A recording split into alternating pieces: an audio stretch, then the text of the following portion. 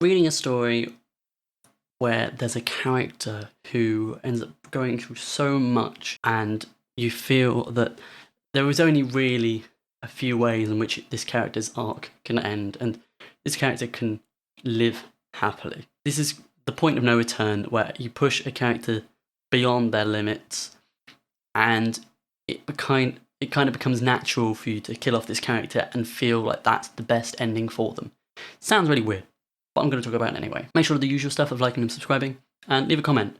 Where do you feel that this was done best? Where you saw that a character had only really one way to go, and it was executed perfectly. Spoiler warning for the Lord of the Rings. If I don't indicate that already, I feel like I shouldn't need to say that, but I'll say it anyway. And also the Stormlight series, because these are the two main examples I'm going to be talking about.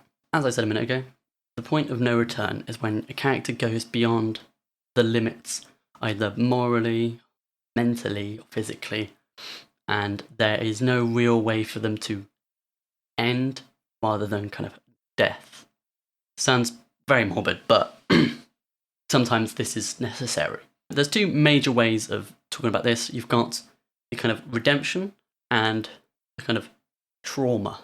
I don't know how to describe it, but yeah, those are the two main ways. So redemption and trauma. And for example, let's talk about the redemption side of this. So this is where a character has pushed themselves and gone too far, done too many bad things that they can no longer be redeemed and it still be okay. Let me use my example of this. This is like how I consider Moash from the Stormlight Archive. And if you read that, you should know what I'm on about here. This character has done bad things, to say the least.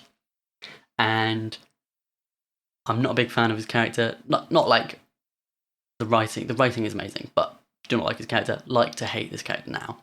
Because initially, he killed off a character that was right near the end of their kind of arc, about to prove that they had changed since the beginning.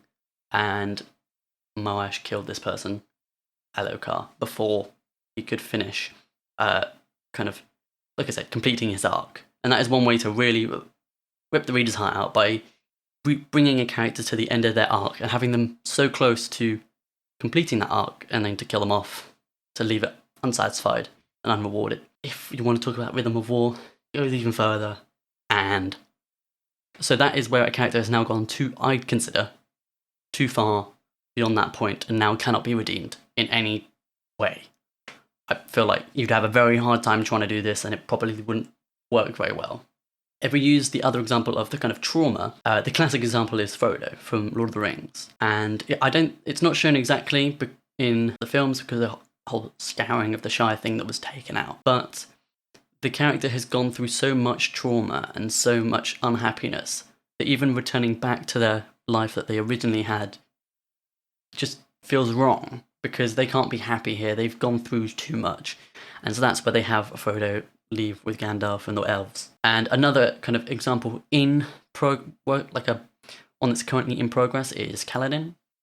Like I said, I feel like he's bridging, or kind of nearing on that point where he has gone through so much hardship that he's not going to be able to be just happy living a normal life, basically. I don't think you can give that character that as their kind of end goal, which would be nice, but I feel he'd never be happy with that. And so a sacrifice is something that might happen, or something different, we don't know. But I feel like he's kind of, I don't know if he's there yet, but he's getting there. In terms of like subgenre, I feel like this is more obvious in things that aren't grimdark, because in grimdark stuff, such as Game of Thrones, anything like that, there is a lot more kind of traumatic stuff, darker events that are happening. And so each character seems to be all going through these separate stuff, and you can never really pinpoint exactly what character has dealt with the most and is suffering the most. Whereas in kind of, I don't really know how to describe it, like Stormlight, that kind of subgenre and that kind of tone, I'd say. So not really the grimdark, the kind of more closer to classic fantasy in a way, in terms of tone. But this is one where it's a lot more obvious. It's just in comparison because one character seems to have been pushed a lot farther than the rest. There are a lot more examples of this, much more than I've mentioned here, but it's quite possible that this is in quite a lot of things. Like I'm just naming the most key and obvious examples that you probably might know, but there are many that I've seen throughout reading fantasy and sci-fi. So to just finalise, this idea of the point of no return where a character is pushed too far, gone beyond their limits, sets it up for the character when they do eventually die, it's not as tragic.